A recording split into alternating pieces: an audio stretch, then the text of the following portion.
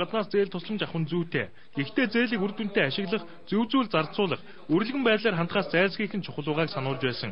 За Монгол улсын засгийн газар Азийн хөгжлийн банк хооронд байгуулах Улаанбаатар хотын нийтийн дээврийг хөгжүүлэх хөрөнгө оруулалтын хөтөлбөрийн тухайд чухал хөтөлбөр.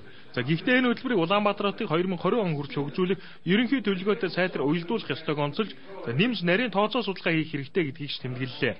За хөтөлбөрийн үр дүнд Улаанбаатар хотод тусгай замын автобус, троллейбусны зам тавьж, явган үний нөхөн болсон гүүрэн гарц хийх, үүний үр дүнд нийтийн тээврийн үйлчлэгээний хүртээмж, чанар, хурд сайжирна гэж тооцож байна.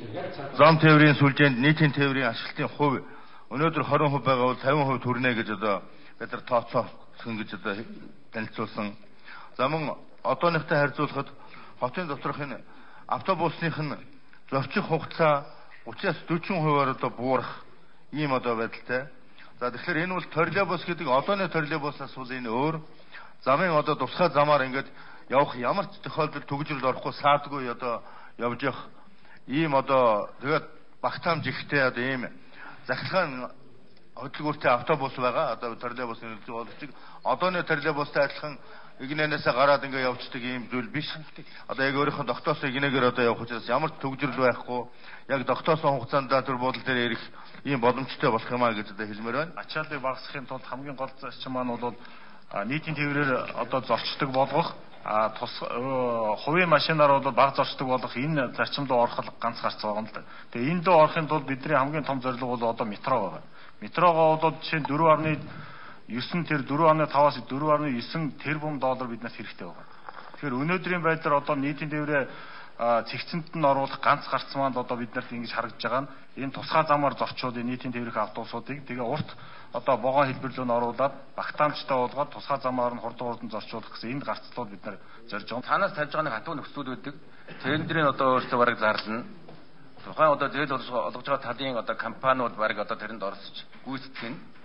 Дээр нь тухайлбал хятадын 300 сая долларын зээлээс авахлаа хятадын компаниуд гүйцэтгээд дээрээс нь тэр хятадын зөвхөн хятад улсад үйлдвэрсэн дээр олон трактор хэдэн зуун мянган тракторыг авчирч тараана. Тэнд үйлдвэрлэсэн олон мянган компьютерийг авчирч тараана. Тийм хатуу нөхцөл дагдаг л да. Харахад зээл нь 1% ч юм уу тэрнээс бага ч юм уу жилийн тийм бага хүйтэ харагддаг. Тодорхой бүсгүй тусламжийн хэмжээ бас ордог тэрэнд нь. Хэрэг дээр өөрсдийнх нь компаниар гүйцэтгүүлээд өөрсдийнх нь борлогдохгүй байгаа бүрээ бараа бүтээгдэхүүнийг авчирч шахаад тараагаад ингээд асар их хэмжээний ашиг нөгөө талдаа олчихдаг. Ийм явдал сүүлийн үед энэ олгож байгаа гадаадын зээлүүдээр их ажиглагдаж байгаа. Тэр энэ зээлийн хувьд яг энэ гүйцэтгэлийн талаар ямар асуудал байна вэ? Яг тодорхой мэдээлэл өгөөч. Монгол улсын засгийн газар тендерийг зарлана. За олон улсын нээлттэй тендер байх ёстой. Азийн хөгжлийн банкны гишүүн орнууд бүгд оролцох гэх нээлттэй. Гэхдээ мэдээж тендерийн үйл явц зөвтэй хуулийн дагуу журмын дагуу явагдаж гинөө гэдгийг бол Азийн хөгжлийн банкаар хянуулна.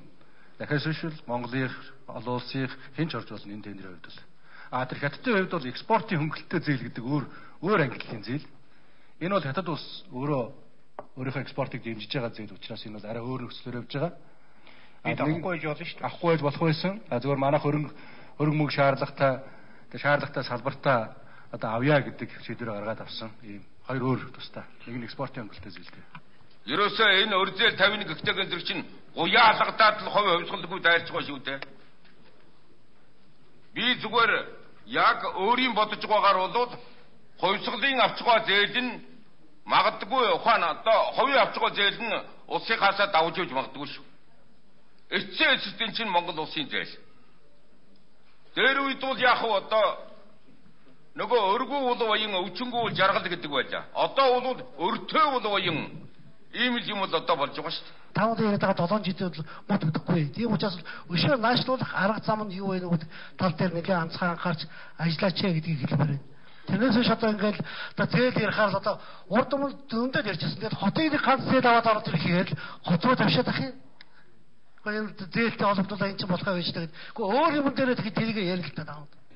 34 жилийн хугацаатай жилийн 1% хүүтэй 215 сая $, энэ зээлээр 64.5 уртааш километр тусгай зам барьж 140 гаруй тусгай замын автобус худалдаа авахыг зорж байгаа. Гишүүд асуулт сансаа эсрэг дараа эдийн засгийн болон төсвийн байнгын ороо Батбаяр гишүүнээр ахлуулсан ажлын хэсэг байгуулж тэндээс гарсан санал дүгнэлтэд аюулгүй байдал гадаад бодлогын байнгын ороонд хүргүүлэхээр тогтлоо. Буян жаргал алтнаар мэдээллээ.